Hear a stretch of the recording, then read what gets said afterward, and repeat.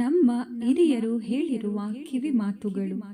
ದೇವರ ಪಾತ್ರೆ, ಮುಸುರೆ ಪಾತ್ರೆ, ಎಂಜಲು ಪಾತ್ರೆಗಳನ್ನು ಒಟ್ಟಿಗೆ ಇಡಬಾರದು, ಪ್ರತ್ಯೇಕವಾಗಿ ಇರಬೇಕು.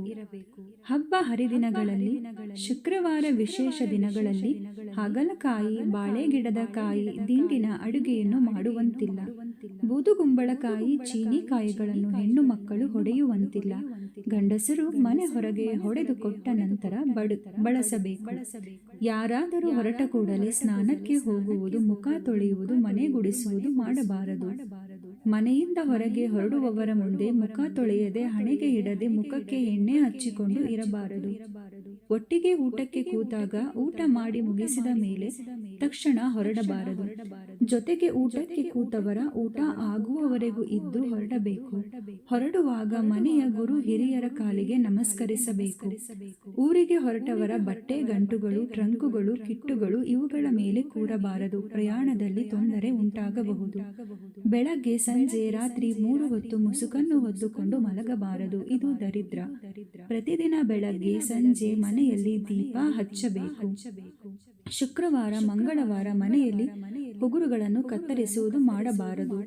ಗೊತ್ತಿಲ್ಲದ ಹೊತ್ತಿನಲ್ಲಿ ತಲೆ ಬಾಚುವುದು, ಬಾಚಿದ ತಲೆ ಕೂದಲನ್ನು ಅಲ್ಲಲ್ಲಿ ಹಾಕುವುದನ್ನು ಮಾಡಬಾರದು. ಬೀದಿ ಬಾಗಿಲಲ್ಲಿ ಕುಳಿತು ತಲೆ ಬಾಚಿಕೊಳ್ಳಬಾರದು. ಮೈ ಮೇಲೆ ಧರಿಸಿದ ಬಟ್ಟೆಯನ್ನು ಕತ್ತರಿಸುವುದು, ಸೂಜಿಯಿಂದ ಹೊಲೆಯುವುದು, ಹರಿಯುವುದನ್ನು ಮಾಡಬಾರದು.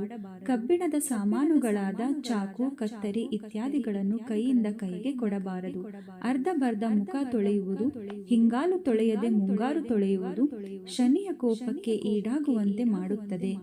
ಸಂಜೆಯ ಹೊತ್ತು ಅರಿಶಿನ, ಕುಂಕುಮ, ಮೊಸರನ್ನು ಹೊಸ್ತಿಲಿನ ಆಚೆ ಕೊಡಬಾರದು. ಉಪನಯನ ಆದ ಮೇಲೆ ಗಂಡು ಮಕ್ಕಳು ಅಳಸಿದ ಅನ್ನವನ್ನು ತಿನ್ನಬಾರದು. ಊಟಕ್ಕೆ ನಾವು ಕಾಯಬೇಕೇ ಹೊರತು ಊಟವನ್ನು ತಟ್ಟೆಗೆ ಹಾಕಿ ಕಾಯಿಸಬಾರದು. ಶುಭ ವಿಚಾರಗಳನ್ನು ಮಾತನಾಡುವಾಗ ಒಂಟಿ ಸೀನು ಸೀನಬಾರದು. ತುಳಸಿ ಗಿಡವನ್ನು ಮಧ್ಯಾಹ್ನದ ಹೊತ್ತು ಕೀಳಬಾರದು. ಚಪ್ಪಲಿ ಮತ್ತು ಪರಕೆಗಳನ್ನು ತಲೆಕೆಳಗಾಗಿ ಇಡಬಾರದು. ಏಣಿಯನ್ನು ಉದ್ದಕ್ಕೆ ಮಲಗಿಸದೆ ಹಾಗೆ ನಿಲ್ಲಿಸಬೇಕು. ಊಟದ ಮಧ್ಯೆ ಹೇಳುವುದು, ಕೈ ತೊಳೆಯುವುದನ್ನು ಮಾಡಬಾರದು. ಸ್ನೇಹಿತರೆ, ಇನ್ನೂ ಹೆಚ್ಚಿನ ವಿಡಿಯೋಗಳಿಗಾಗಿ ಲೈಫ್ ಈಸ್ ಬ್ಯೂಟಿಫುಲ್ ಚಾನೆಲ್ ಅನ್ನು ಸಬ್ಸ್ಕ್ರೈಬ್ ಮಾಡಿ, ಲೈಕ್ ಮಾಡಿ ಮತ್ತು ಸಪೋರ್ಟ್ ಮಾಡಿ. ಧನ್ಯವಾದಗಳು. ಮುಂದಿನ ವಿಡಿಯೋದಲ್ಲಿ ಭೇಟಿಯಾಗೋಣ.